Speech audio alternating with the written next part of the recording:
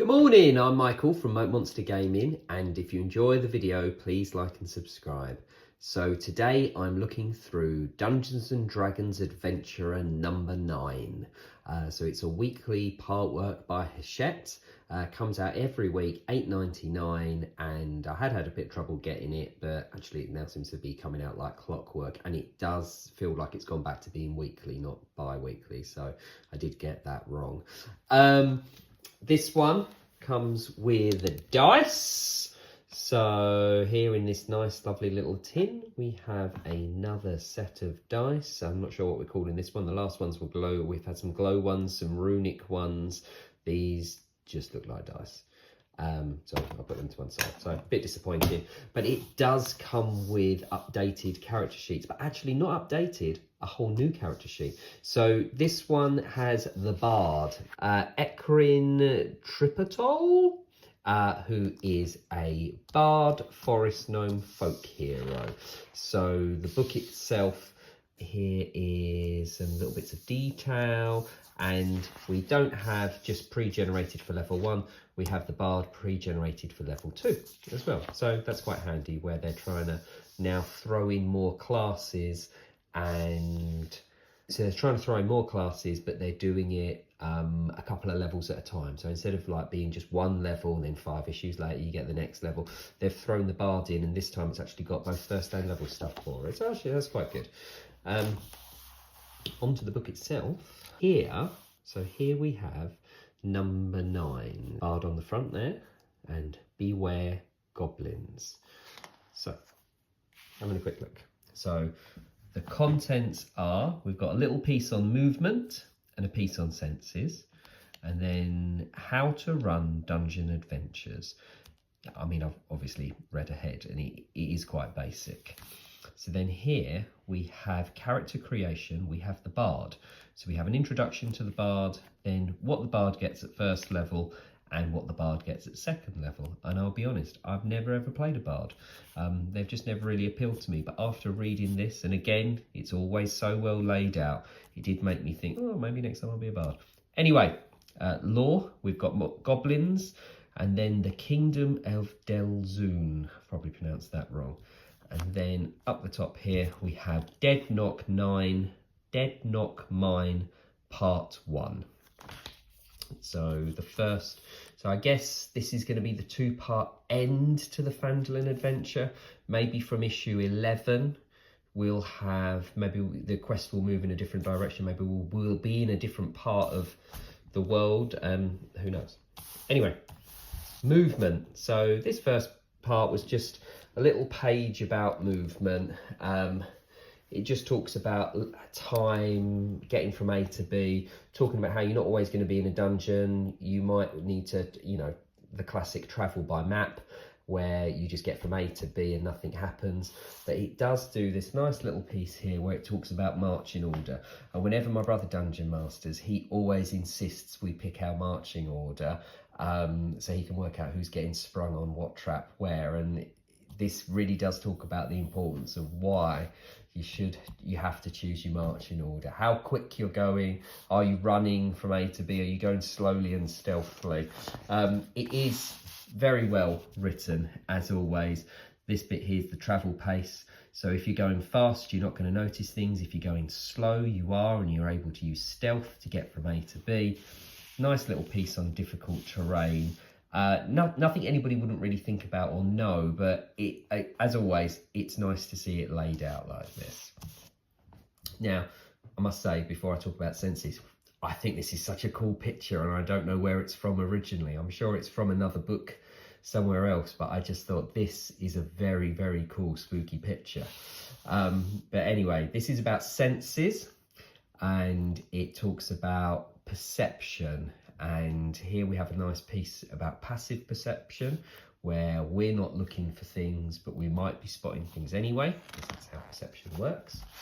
And then over here it talks about dark vision, blind sight, tremor sense, which I've forgotten all about over the years, and true sight, where you can see invisible and see things for what they really are. So that's all quite laid out nicely.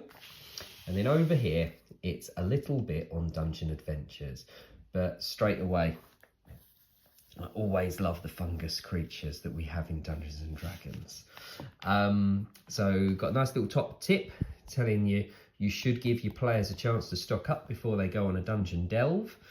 And then over here, it just talks about dungeon adventures and being underground and making sure that you've got a light source, that your players are keeping track of their light sources, that they're keeping track of their rations, and as a dungeon master, you're making sure that when they do sit and eat and drink that they've got enough. And nice little bits, I always like the little bits that I don't ever notice.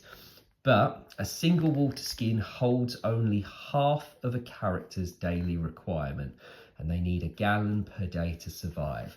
So I've never really considered that when we write our rations on our sheets and our water skins, actually you probably do need to top that up a couple of times a day. And then this bit was quite good about other considerations, talking about getting a proper rest, making sure people are taking watch. Again, it's basically, it's so well laid out, so well written. And then I like this. So here we have the bard. So like in all the earlier issues, the first page is an introduction to the character. So we have an introduction to the bard, what they're about, lore and wanderlust, how they like to find out information, how they like to inspire people around them, and very, very briefly about the different colleges of bards and how a bard takes on a mentor who looks after them and things. All very basic, just like the other ones, but then straight into first level features. So it talks about the cantrips and spells they have access to. And then over here, we have a piece about how they're charismatic spellcasters and how their charisma modifiers are basically what you use in combat and whether you've got somebody to do what you want them to do. And then a little piece on additional spellcasting. And then this bit down here, bardic inspiration, which, as I said before, I've never played a bard, so I thought it was really interesting. I didn't realise that once per turn they could inspire someone else and make them have better rolls. I suppose that's the only way of explaining it. So I get it, through song and through inspiration and leadership words, you inspire somebody to do better on the battlefield. So I liked it. But then swiftly we move on to bard features for level 2.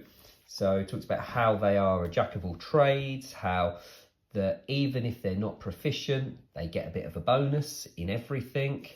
And then the Song of Rest, which they could use on their self.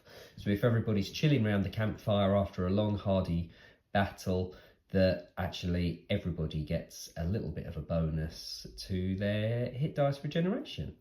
How they get a little bit of a bonus to initiative and just the standard hit point increase. I do quite like this lizard playing the lute. I like the frog at the back as well. Then over here we have a couple of pages on goblins. So it talks about how goblins are often the adventurer's first cunning foes. And actually, I think in nearly every game I've ever played, goblins probably are one of the first enemies that we've ever come across. Talks a little bit here about goblin kin and all the other sorts of goblins that you can get. But over here, we have a piece on goblin battle tactics, which I think is quite interesting. You know, I mean, we know goblins, they're cunning, they like to jump out and surprise us and then run away and give up when they're outnumbered. But this really made me chuckle. It's a little bit about nilbogs, and for all my years, I never realised it's goblins spelt backwards. And it actually does. It talks about how they're kind of like, they're weird, they're from somewhere else. And it's totally goblins spelt backwards. I never knew it. Then here we got a lore piece. So this is the Kingdom of Delzoon. Talks a little bit about the dwarves. I didn't really know much about it. I did have to admit I skim read it a little bit. Talks about how there is a lost capital, how they're always looking for like where they've got to go and stuff. Anyway, this is the bit that I've been looking forward to. Deadknock Mine. So it's a 2-part quest. It says it's an extended quest. Actually, to be fair, it is still just a very big encounter. This is part 1. and it does introduce a few new themes. One of them being time is going to be really important. I imagine it's going to be even more important in the second part. Anyway, this story revolves around, there are some dwarves that vanished from a mine over a year ago, and people just thought they moved on. But now the dwarves are back and they don't understand why they've kind of been forgotten, because for the dwarves, it hasn't actually been a year. It's only been, I think it's 12 days. So at the start of the encounter, one of the characters in the town receives a message saying, why haven't you brought us our supplies? And it's from these dwarves that haven't been heard of for a year. So the characters get dispatched, as characters often do, to go and investigate Deadknock Mine, where the dwarves were hanging out. But when they get there, the place is not all that it seems. So the mine has been overrun with goblins. So as the characters explore the mine, they go through it. They'll potentially help a dwarf that's tied up and he's being tortured. And then they'll meet up with the other dwarf miners that are holed up in one of the rooms. So there's the map of Deadknock Mine. So the characters will go through and have sort of various encounters. To be fair, there's not a lot of path. They can either go into this room to here or into there. It doesn't really go into any details of the other rooms. I feel like it's very vanilla. There's not a lot going on. So while the concept of the story is quite good, that these dwarf miners have been missing for a year, but for them it's only been a few days because time has passed differently in the lower levels. Right now, this part one of the quest just feels like an introduction to send them off on the quest, and then a little bit about the top of the dwarf mine, a bit of interaction, some dealing with some goblin. That's it. There really is nothing there. We have the foundry, we have the tool store where the dwarf commoners are held up. There's the mine track down. That's it, because I suppose the real meat of the story is going to take place in part 2, which is next week, and down in the lower levels, because this mine has somehow tapped into the Feywild and time is out of place. But we don't get to see any of that today, which is unfortunate. So the quest is basically a couple of rooms and a lot of setup, and that's it.